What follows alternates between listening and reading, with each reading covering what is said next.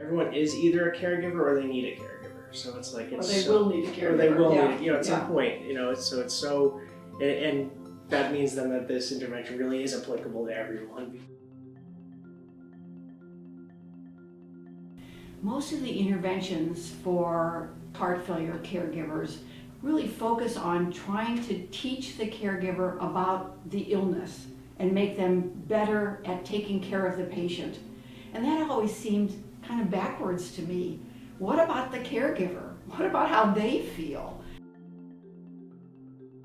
Being a caregiver of someone with heart failure is very stressful. It's stressful on so many different layers. You're thinking about your loved one. You want to ensure that you're doing everything humanly possible. As they're so busy, they're running on fumes practically, that they just forget, and they forget to take care of themselves. Oftentimes caregivers may neglect their own self-care as a result of that. It's not just a thing like, oh, I didn't get to go to the spa or something and it's just like a leisure self-care activity, but we're talking about self-care that legitimately has an impact on that caregiver's health down the line. I mean, they might not be eating. They might not even be taking their own prescribed medication, even if it's right there and available. They might not be sleeping, so. The patients will give you some insight as to the stress and the burdens that the caregiver was having, because basically through their appointments they would have ups and downs. The patient themselves is experiencing the complexity of their condition, and so some days are good but some days are not, and so there is a level of uncertainty because you don't know necessarily if they're going to be good for the next 6 months or just the next 2 days. And so that also creates a level of stress. And so our caregivers were very compassionate, very empathetic, very just giving their all type of people across the board, but they were also all across the board extremely stressed. And so it's a hard job. It's definitely a hard job. What's unique about this particular intervention is that we focused on the self-care of the caregiver. These kinds of interventions, interestingly, are done for professional caregivers, social workers, psychologists, physicians, nurses, teaching them how to take care of themselves. But it isn't done for informal caregivers. An intervention that was virtual so that we could accommodate their time, individualized, so that it was very personal with an individual health coach, and then long enough to actually have some bonding between that health coach and the caregiver, offering enough time to be able to fit it into a 6-month period of time so that it didn't use up an intense week of a caregiver's time that they really can't give to taking care of themselves. So the intervention itself was 10 sessions, really focused on taking care of oneself. So the content of the intervention was about self-care, about the importance of sleep, about coping mechanisms, ways to decrease stress, build confidence, and really have somebody to talk to over a 6-month period of time about all of these issues. But the focus was not on, let me teach you about how to be a better caregiver of this person with heart failure. It was about you. It kind of worked over that 6-month period in 10 health coaching sessions through a structured curriculum that, every time they were meeting, that they had a plan in place for a topic that they were interested in trying to help promote for that caregiver that was kind of tailored to their life and the knowledge of that caregiver. Our idea of self-care is this much more in-depth understanding, I guess, than what's marketed to us, where maybe it's like the iceberg. Self-care has so much more going on underneath.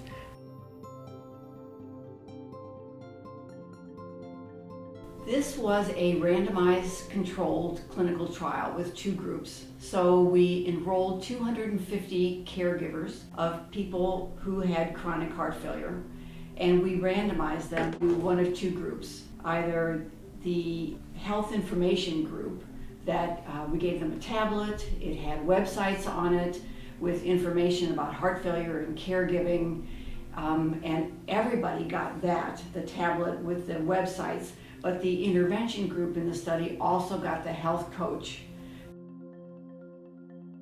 That everybody actually got better. Everybody got better in performing self-care and not neglecting your self-care. So there were two different measures of self-care. One was self-care neglect, and that went down. And one was active self-care, and that went up. We also found, and probably the major finding of this study, was the decrease in stress. And we had a really good impact on stress in this study. And it went down for everyone, more in the group that had the health coaches. And we also found that mental quality of life improved in both groups, but more in the group that had the health coaching. One of the things that we don't have the answer to yet, but that we built into the study and that we are preparing to examine, is if the caregiver improves in their self-care, will the patient have better outcomes? And what we think is that those caregivers who begin taking care of themselves more, that the patient actually might have fewer hospitalizations, they might have better quality of life, they might really do better themselves. So this could be a win-win for both the caregivers and the patients. So I think these results are relevant to a lot of different groups, certainly to caregivers, to patients, to clinicians, to healthcare providers, really important for them. Important for the healthcare system, and also important to other researchers.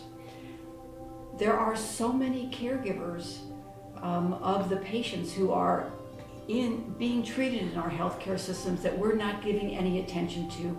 And so these results are very important to the healthcare system because it gives them a way that they might actually intervene with those caregivers to improve outcomes of the patients and just to take care of the caregivers.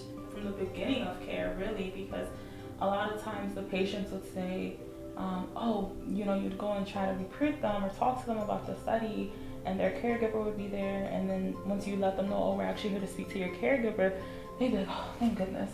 And the caregiver would be like, for me? There's something for me? Right? So there is a void that needs to be filled wherein, this intervention, this study does fill that. The feedback that I had from the actual patient was relief. Relief that their primary support was getting some help. Mm-hmm. Transportation, medicines, coordination of services, advocating for them.